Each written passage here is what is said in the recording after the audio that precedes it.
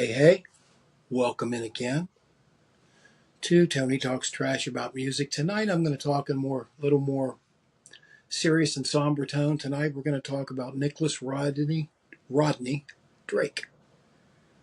Born 19th of June 1948 and unfortunately passed November 25th, 1974. Certainly a tragic tale. Everybody knows the tale of it. If not, there are a number of great places you should start. If you like a quieter sound, if you like something that is harmonically a little more pure, kind of Brian Wilson-esque in its own way, but his tunings, his individual tunings on the songs and the way he played them and everything. Tragedy was really hanging in him from the very beginning in his understated delivery. There are certain recordings of him that are available out there. I think Family Tree, a couple of the others showed some things before he got signed, but essentially, he got signed basically to Island at 20 years old when he was still at the University of Cambridge. And so he came out and released his first record in 1969, Five Leaves Left, supposed to be something going on, followed by two more records, Brighter Later in 71 and Pink Moon in 1972. And those are really the only three I'm going to talk about today. I do have the American counterpart of that. But then you've got Time of No Reply, which was a compilation. You've got the Family album, and you've got some other things that have popped up since. I don't count those. I really only count the three records he made during his lifetime. Nick Drake's depression and his reluctance to play live were certainly reflected. There's some different uncertainty. If you've watched the documentaries, not everybody agrees that Nick didn't go over well. They just decided that one day he just kind of got tired of going through everything he had to do to play live. Every song, seemingly, or at least several times in the set, he would have to retune his guitars, or probably didn't have enough money at that time to have a guitar in each of the specific tunings. Today with that kind of a budget, you could do something like that. Now there was a great box set called Fruit Tree that was really good. And, a lot of the artists of the 80s really, thought he was really something. And I guess that's a period of time I listened to him too. Robert Smith, Pete Buck, Kate Bush, of course, Paul Weller, Amy Mann, Beck, Robin Hitchcock, even the Black Crowes. So there's a great biographies there and stuff. He was born in Burma. He was born of money. He had money, and his sister became a successful screen actress, Gabrielle Drake. And actually, to tell you the truth, that I'm not bragging with you guys, but I actually had a communication with her. And what I had the communication about was my suggestion to find their way to release this thing, the American version, the first record, the only record that we would see in here in the States. Canada, I guess, also maybe it was Canada. But this had a combination of the first two, and a beautiful inner thing, which it didn't have before, I don't believe. But you've got cello song from the first one, Poor Boy, At the Chime of City Clock, Northern Sky. So it's a mixture.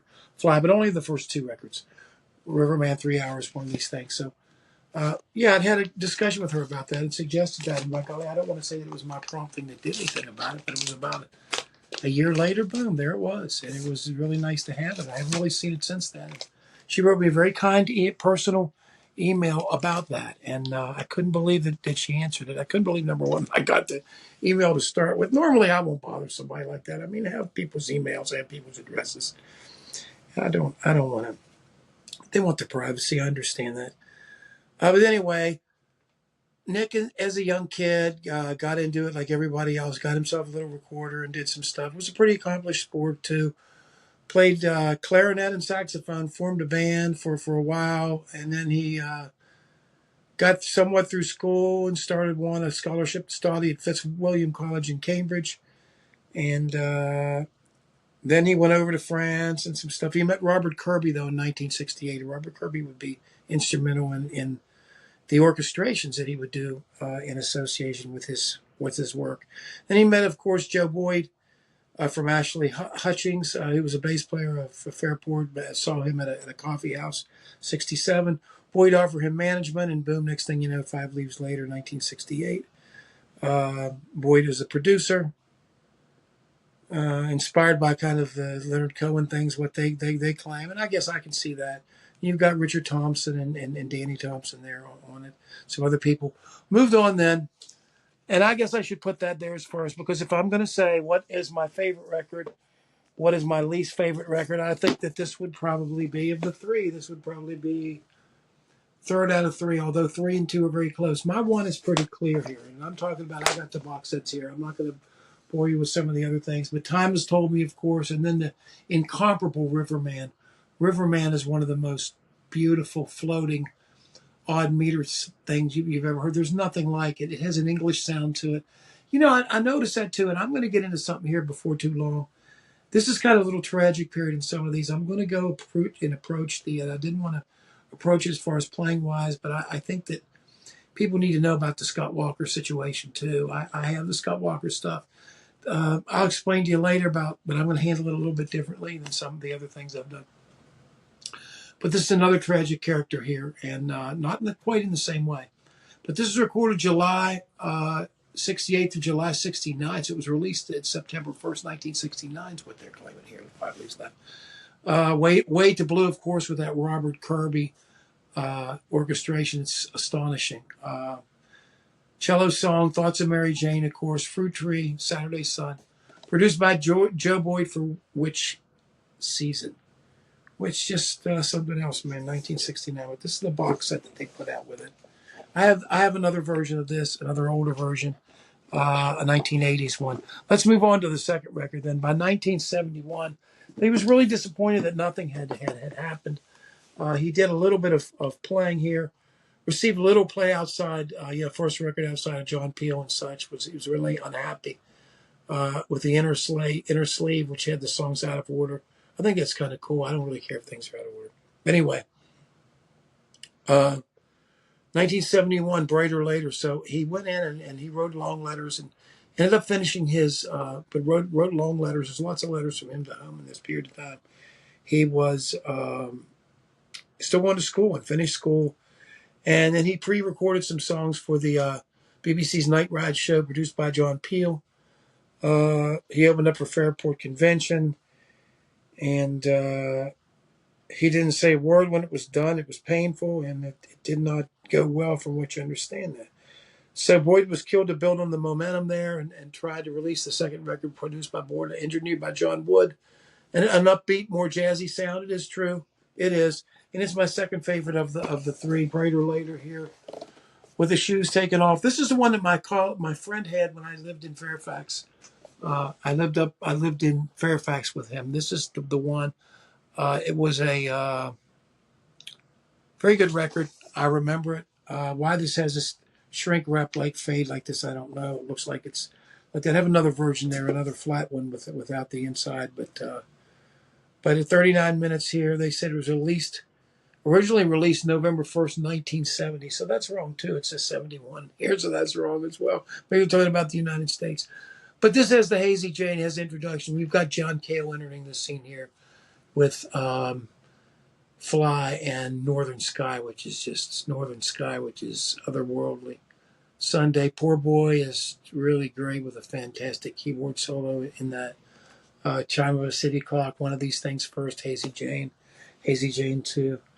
They tried to get him to produce it. Actually, the record company claims to have made attempts to try to get him to do it by that time. I think he was too depressed. I don't know if drugs really did him well or they didn't. This is a textured LP here.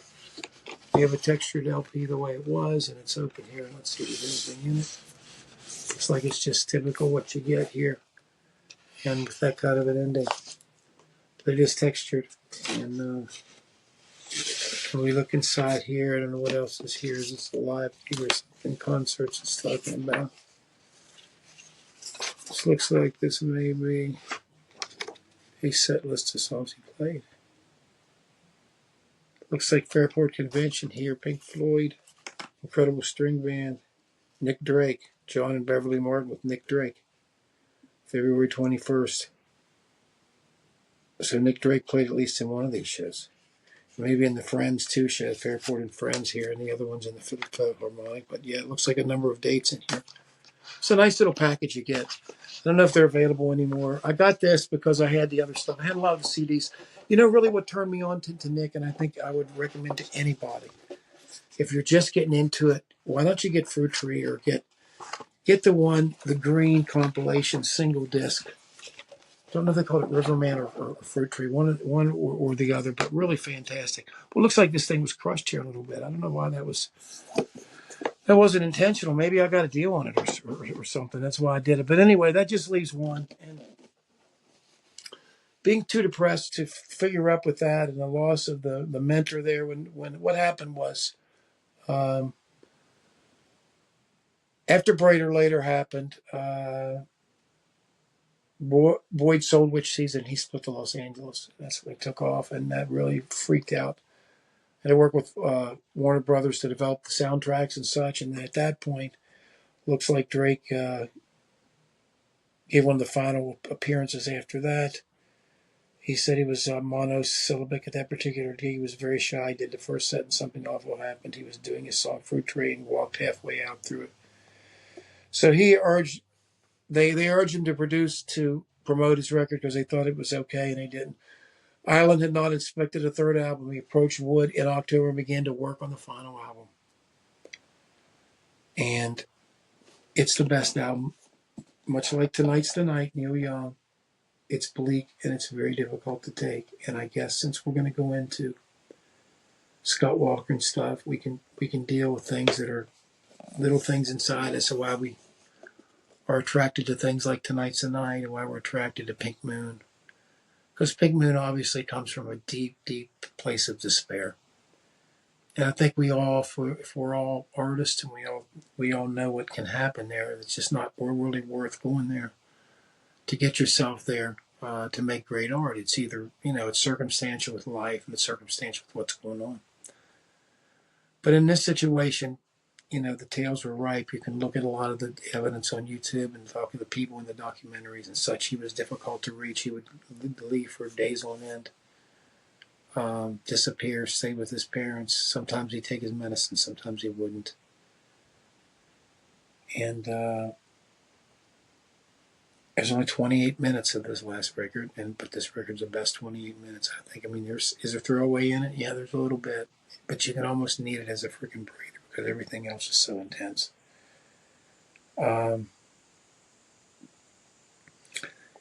He was really unhappy with Nick was extremely unhappy with Brader later in the way that they had orchestrated it and such. He was not happy with that. And so he moved on and did his own thing. And so, despite having the people that he worked with and knowing who he worked with.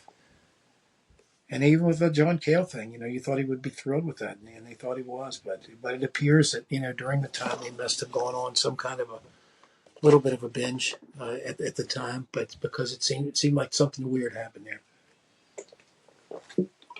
They said it was a fortnight. Excuse me for that drink. But anyway, let's talk about 225, February 25th, 1972.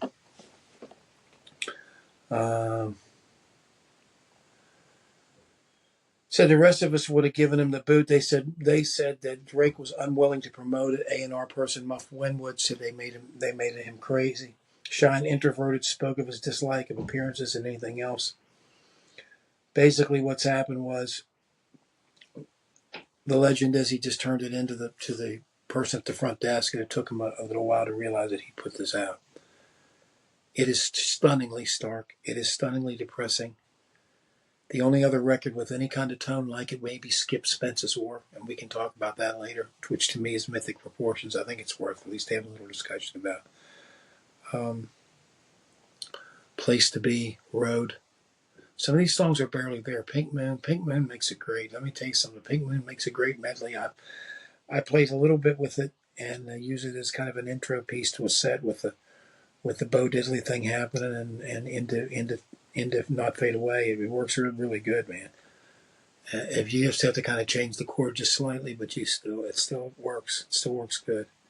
I love the dun dun dun dun dun dun.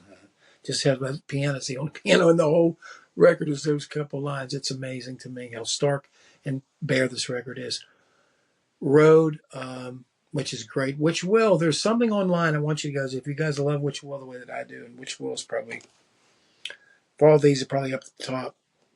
Because it just kind of talks to the doubt that everybody has, no matter how you want to express it. Which will you take now if you don't take me? I don't know. Which will you love the best? I just think it's fantastic. I knew the. Too bad I don't still have my guitar there. It's kind of have to concentrate on it. It's not too hard, but if you play it exact, it can be kind of tricky. Which will you take now from the stars above? Oh, beautiful. No, no is kind of, it's Things Behind the Sun is beautiful. Horn is kind of a throwaway a little bit, but after Which Will is kind of takes your breath away, and then it's really short, like a minute 9 or something. Things Behind the Sun comes in. Then No to me is a little bit of a done free ride. No, no, it's okay. Parasite is just.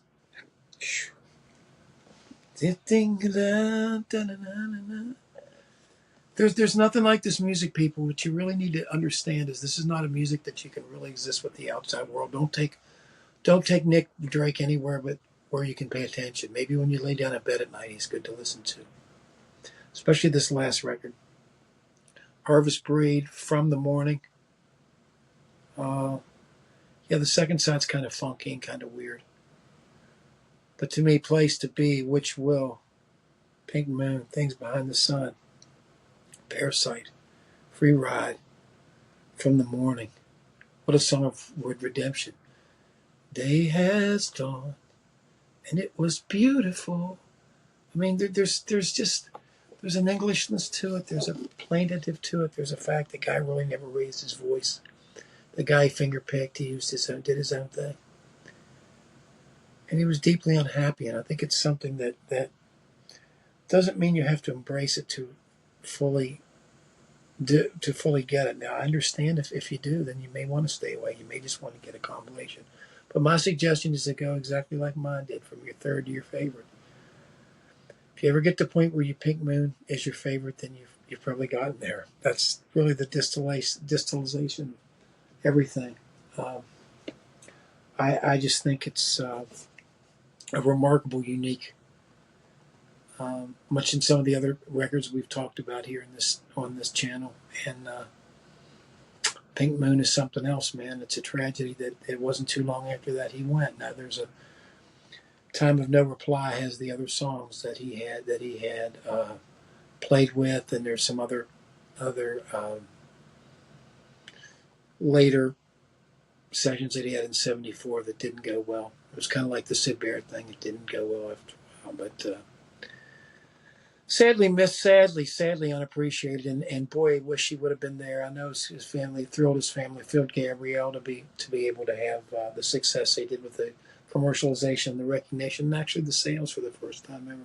These damn things should have been huge back then. This guy was blazing out his own trail, cutting the path that nobody could see because everybody was so far ahead of everybody. And it must have been a damn hell to put out music this good and just it not happen. I understand the attitude. You think it should happen without something happening, but I mean we didn't live in that world at that time. Even that was when album rock started, and you really had to get out and get seen. Really had to have somebody in his corner with some money, a little more money, maybe a couple more guitars, and kind of take a little bit bigger charge of him and get together a small band. May have made it happen, but or just have somebody to relate to. He'd just sit there in the room and not say anything, and he wouldn't shave, wouldn't cut his fingernails or bathe, and just sit there and stare off into space. I mean, how do people let that go on for a long time? I don't know. It was a different time then. Same thing was like what happened with Sid Barrett. It's just a shame. But this is a loss that'll forever be haunting, and it's kind of an icon. I mean, he's a forever teen icon, I guess. Handsome guy that totally misunderstood and totally devastated by what he saw as a failure, as a rejection. Not only just by that, but a lot of sources think that the Joe Boyd moved to Los Angeles and say, that was really the snapping point with him, and even his family. It's a shame. But nevertheless, sorry to leave you on such a somber note, but we're going to go and we're going to do something else here. And this evening, and I appreciate you hanging out here. Please, it helps us out if you can subscribe and like the video, and if you could leave a comment there. There's plenty to say about the great Nick Drake. I don't know. I'm not an expert on him, but my God, his guitar technique is unbelievable. You can check out on the videos on YouTube. It's astonishing. I didn't know how to play Which Will though at one point. My guitar got taken out of the weird tuning. I've got to find it back again and remember how it goes. But anyway, till next time, you guys. See you later. Thanks.